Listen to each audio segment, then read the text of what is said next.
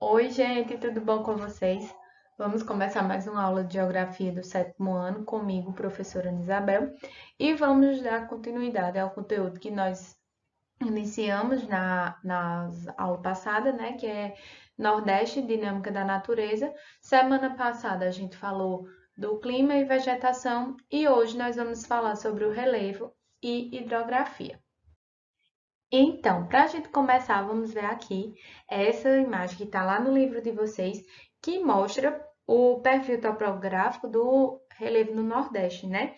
E a gente tem aqui, em verde, o que a gente chama de planície litorânea, certo? Depois, nessas partes mais escuras, a gente tem o chamado planalto e desse tom assim mais salmão, a gente tem o relevo chamado de depressão.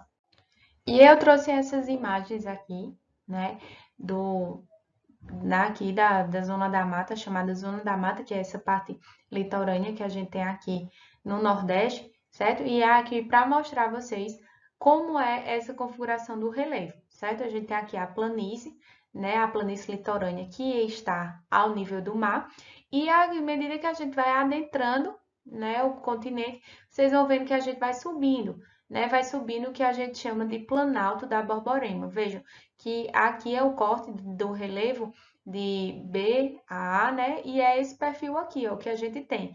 A gente sai aqui da planície litorânea e à medida que a gente vai entrando no continente, né? A gente vai vendo aqui, vai subindo o Planalto da Borborema. Quando a gente chega, né, nessa porção mais do meio, a gente tem essa parte aqui, que é a chamada depressão, a depressão sertaneja.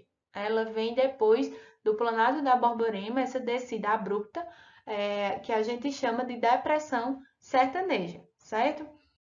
É importante a gente lembrar que o Planalto da Borborema, ele é uma barreira para as massas de ar que vêm aqui do Oceano Atlântico, certo? À medida que as nuvens elas vão adentrando aqui no continente, elas são barradas aqui no Planalto da Borborema e descarregam, restando para essa parte aqui, né, essa parte da depressão, um mar seco, sem umidade. Por isso que o chamado sertão nordestino tem pouca pluviosidade, né? Tem pouca quantidade de chuva. É justamente pelo fato das nuvens que vêm aqui do oceano, elas não conseguirem ultrapassar o Planalto da Borborema, descarregam e sobem aqui ao ar quente, certo? A gente chama aqui de barlavento e essa região aqui de solta-vento.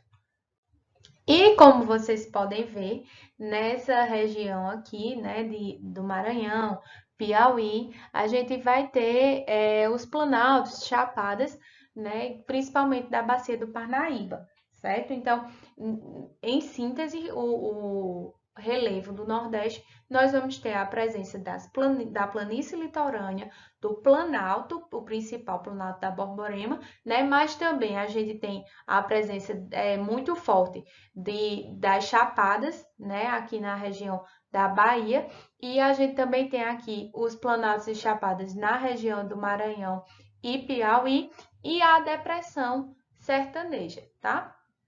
Eu trouxe para vocês as imagens da planície, do que a gente chama da planície litorânea, certo? Essas planícies litorâneas, onde nós podemos encontrar também as falésias, certo? Que são essas formas de relevo aqui, vejam, que a gente tem aqui o mar, né? Isso aqui, né? Essa parte que está na mesma altura do mar, a gente chama de planície litorânea, e aí a gente sobe aqui para esse relevo aqui, que a gente chama de falésias, certo? Esse relevo aqui que vocês podem ver nessa imagem. As dunas também a gente encontra no litoral, certo? As dunas são esses bancos de areia que, com a força do vento, vão mudando de lugar, né? Esse banco de areia, à medida que o vento vai sendo cada vez mais forte, vai carregando essa areia e levando para outro local.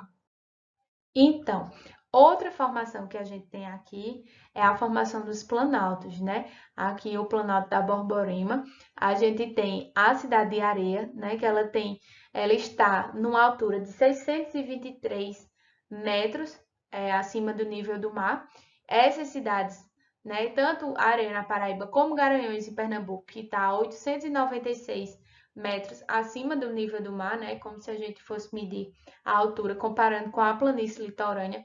Então, ela está a 896 metros. São duas cidades mais frias, né? Apesar de estar aqui no Nordeste, são cidades mais frias. Por quê? Por conta dessa variação da altitude, né? A gente sabe que quanto mais alto, mais frio, né? Quanto mais o relevo é alto, quanto maior a altitude, mais frio vai ser. Então, essas duas cidades são cidades mais frias que ficam nos brejos, os chamados brejos nordestinos, né? Que são lugares onde tem essa presença dos planaltos, né? Com altitudes elevadas e um clima mais ameno. Aí a gente tem um ponto turístico de Garanhuns e aqui também a cidade de Areia, certo? Partindo agora para a questão da hidrografia da região Nordeste, a gente vê aí o Rio São Francisco.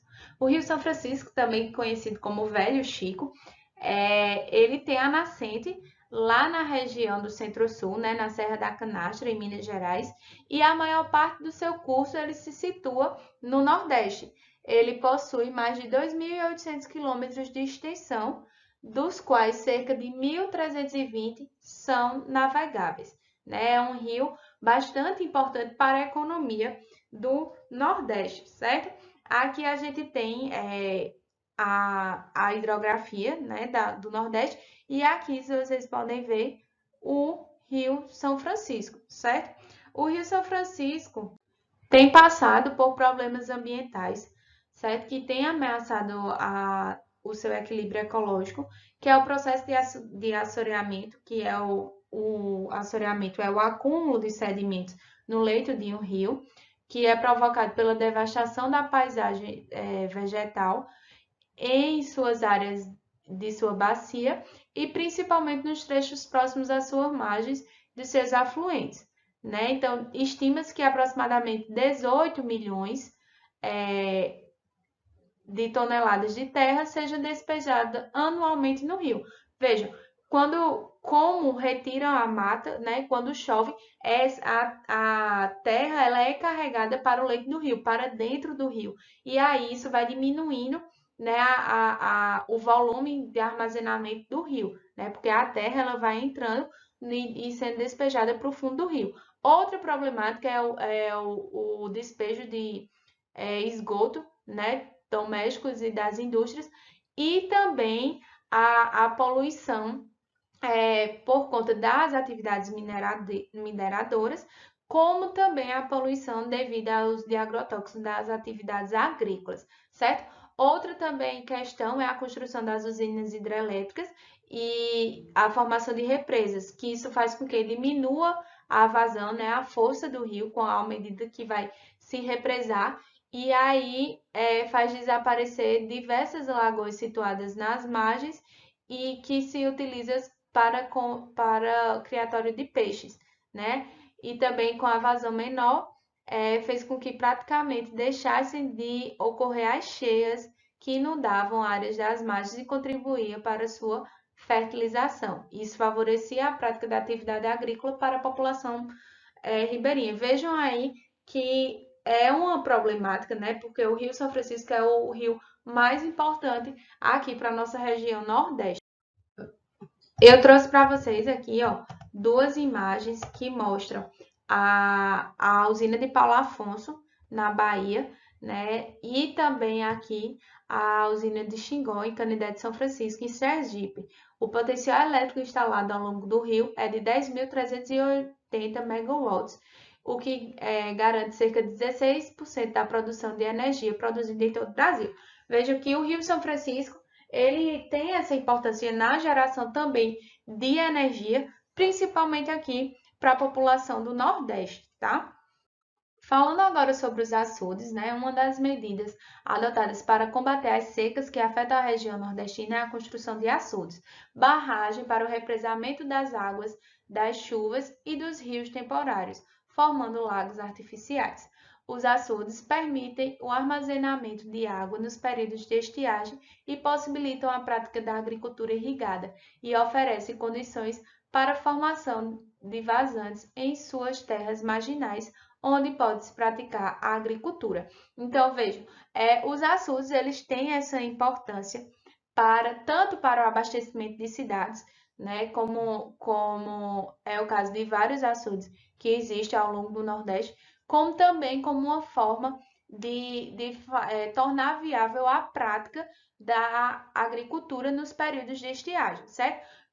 Como é que acontece? Faz o açude, né? Constrói-se o açude e na época de chuva, esse açude armazena água, né? Por um período e aí, depois desse período, fica se utilizando essa água. Eu trouxe para vocês aqui o exemplo de dois açudes, que é a barragem do Prata, localizada na cidade de Bonito, no agreste de Pernambuco. Aqui, ó, vejam como é grande, ela abastece diversas cidades em Pernambuco. E aqui é um açude que vocês devem conhecer aí em Santa Cruz, que é o açude da Manhosa, né? Apesar dele estar bem poluído, ele foi construído com o objetivo de diminuir os impactos da falta d'água da cidade de Santa Cruz, né? Porém, a população vem poluindo cada vez mais esse rio. Isso aqui é uma imagem de uma época de cheia desse rio, desse açude, conhecido como açude da Manhosa, em Santa Cruz. Então, a gente não pode falar da hidrografia, né, da região Nordeste sem não falar dessa questão da indústria da seca, certo? A gente tem que falar. Por quê? Porque vocês sabem que a gente já estudou na última aula que a seca é um fenômeno natural da região Nordeste, né? Ela acontece porque é típico do nosso clima semiárido.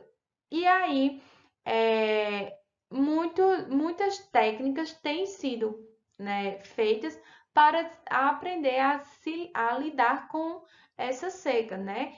Veja que nos anos 40, 50, a população ela saía realmente da região Nordeste porque ela não sabia conviver com a seca. E atualmente tem-se construídas, por exemplo, as cisternas para que facilitar essa convivência com o semiárido, certo? A cisterna aqui, ó, que é esse reservatório que armazena a água da chuva, né? Vocês devem conhecer, ser familiar de vocês, como também os carros-pipas, né? Que na cidade de Santa Cruz é muito comum, né? Que tem a função de pegar a água de um lugar e levar para o outro, né? Levar geralmente para colocar nas cisternas nas casas, certo? E o que é essa chamada indústria da seca?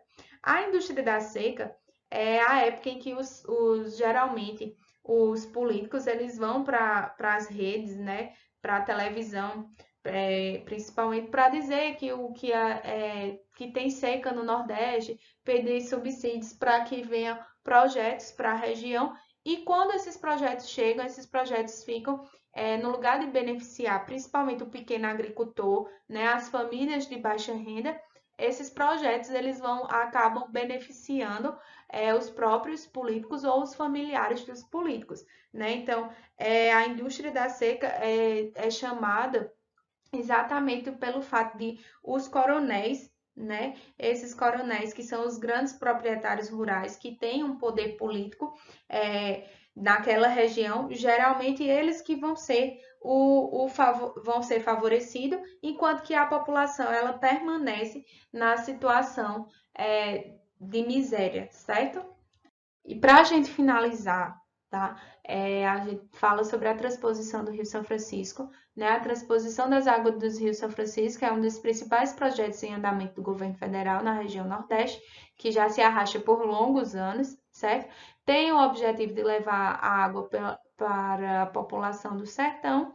A obra iniciada em 2006 sofreu inúmeros atrasos e aumento do orçamento superando 9 bilhões de reais, né? Nessa obra, a ideia é que se construa dois eixos, né, para trazer a água aqui, ó, para o eixo leste Vocês estão vendo? Eixo leste que vem aqui para a região da Paraíba, né? Passando aqui também em Pernambuco, né? E Alagoas.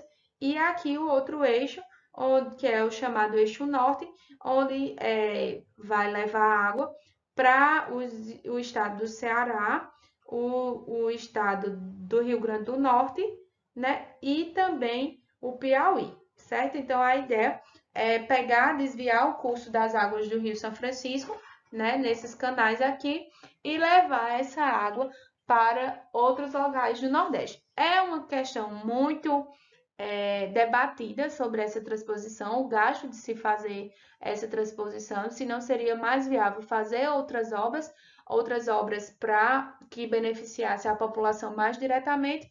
Porém, é uma obra que está sendo feita, que vem se arrastando aí por longos anos e que gera muito debate, que vocês podem debater com os professores de vocês na próxima aula, tá bom?